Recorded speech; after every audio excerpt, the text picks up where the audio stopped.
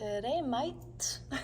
Practicing my Australian. Hey, if you've been following my journey, you'd know that after 5 years of living in Montreal, Canada, I decided to listen to my intuition and make a drastic change. Let go of all attachments, jobs, people, etc. And within a month, I moved to the luscious land of the Down Under, Australia. After a year of doing my working holiday visa, I decided to go back to North America and visit my family and friends that I hadn't seen in so long. This is part one of my travels, but first stop, Sydney, Australia. It is the morning before my flight to Sydney. My bags. Let's go. First stop, Sydney, Australia. So I have one housemate and he was looking at me like, that's literally all you're bringing? That's it. My little purse and my little duffel bag, and that's it. That's all I need. Ciao to the little house for now. I'll miss you.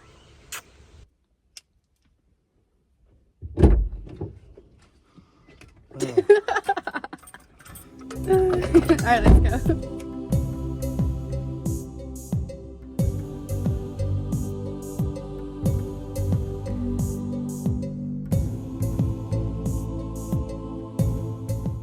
So I've arrived. I'm shaky, sweaty, but I'm going up the hill and finally arriving at the house in Sydney. And I'm gonna see my aunt who I've not seen in probably a year and a half or more. So it's gonna be really nice to see her.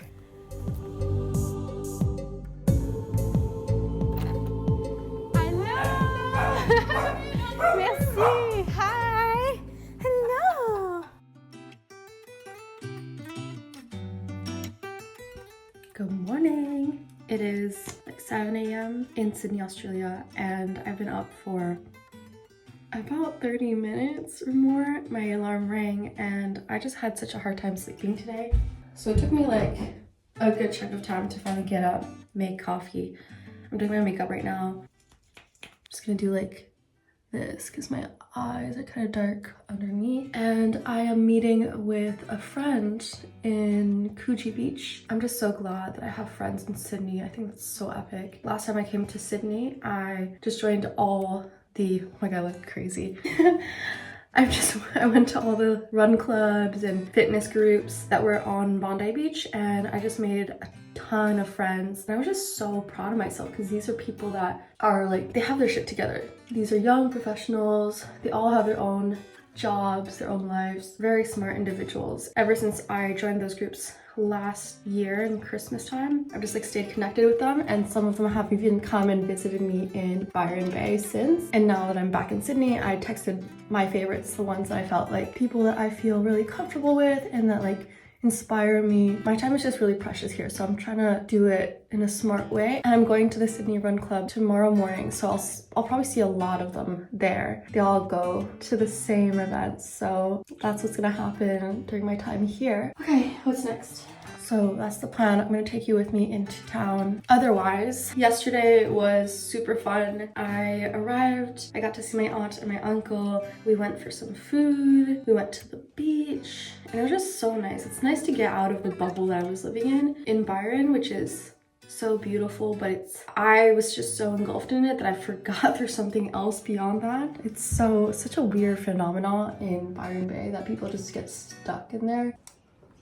There's a mirror up here, so I'm not looking out into the distance. I'm looking at the mirror, but I was thinking about this morning, that it's just wild that I have so many connections around the world. Like, also that my family's so big because I'm able to do things like this, like just randomly come to Sydney while I'm waiting for my flight out, have a house to stay at, have people that I know be here. Like, I've been feeling more and more like it's almost like I live a double life in certain ways. Just how helpful it is to have people around the world who want to host you, who know you, who love you. So no matter what happens, you can always, yeah, just have like a little 007 moment.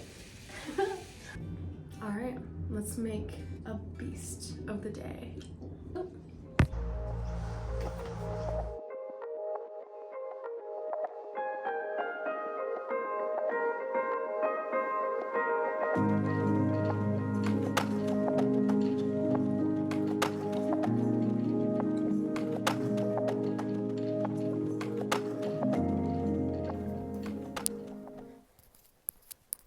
It is 3:54 a.m. and I've woken up this early so I can get myself to Bondi Beach and join the Sydney Run Club. Fråga inte vad som hände mig. Fråga inte vad som kommer sen när allt är över. Det spelar ingen roll. För jag har inget att säga, inget att prata om. So that was the run club. It was super fun. I didn't get the chance to do yoga this time. Apparently they've had issues with permit requirements and stuff because they've grown so fast so quickly. So maybe we'll make it happen in the future, but not this time.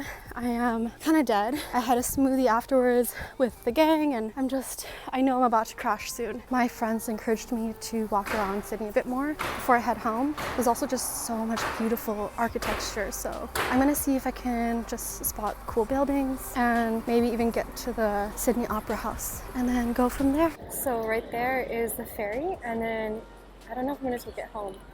So I might go into these to get back home. But for now, I'm gonna walk this way and look for the Opera House. Look at that view, bridge.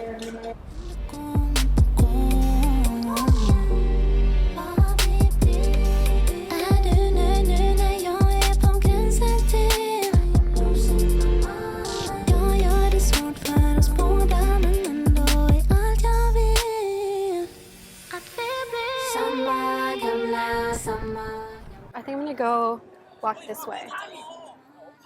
Let's go explore.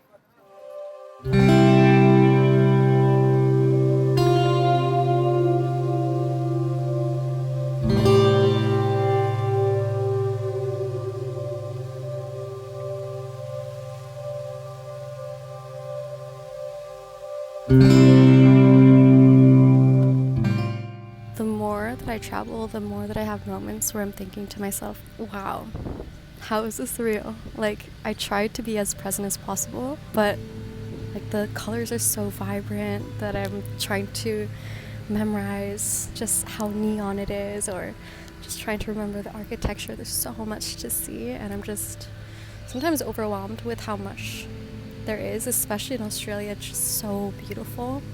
And also just that feeling of being like, whoa, I am in Sydney, Australia right now. That's crazy, crazy, crazy. I'm just so proud of myself for listening to my intuition again, like I said at the beginning, because I had a lot of people, trying to put doubt in my mind just because that's not what they would do. They wouldn't make the same decisions, and I'm not them. And I'm glad that I'm my own person, and I really listen to my intuition, and I've grown so much too. There's so many moments where I've pushed myself when I'm not feeling extroverted or confident, and I've really, really learned what that means to me, confidence, and traveling on my own and discovering the world in a very cup half full manner. I'm just soaking this in, looking at nature. I feel like this is probably a national park where I'm at right now because it's just full of nature, and I'm glad that I decided to go this way because I needed to decompress after so many people. I love Sydney, but it's definitely very overstimulating. It's such a big city. I love that there's so much to do, but it's kind of like New York, but in a healthier, more tropical way. And I'm gonna have dinner with my fam tonight. My 2 aunts are gonna be there with their partners, and my cousin's gonna be there. So I am just gonna be so loved up and probably full of food by the end of the night. And tomorrow morning is my flight to DC. I'll be there for a day. And I feel like I've already taken a lot of clips. I feel like there's just so much content. So I'll stop the vlog here and then do a part 2 onwards. And I'm just so stoked for Canada. I'm gonna do so much there. I am kind of nervous about how cold it's gonna be considering I'm so used to this temperature now, but it should be really beautiful with the fall leaves. And yeah, I love you guys. I hope this inspired you in one way or another to go chase your dreams, because it's all about that one step forward. You don't have to see the whole path, just one step.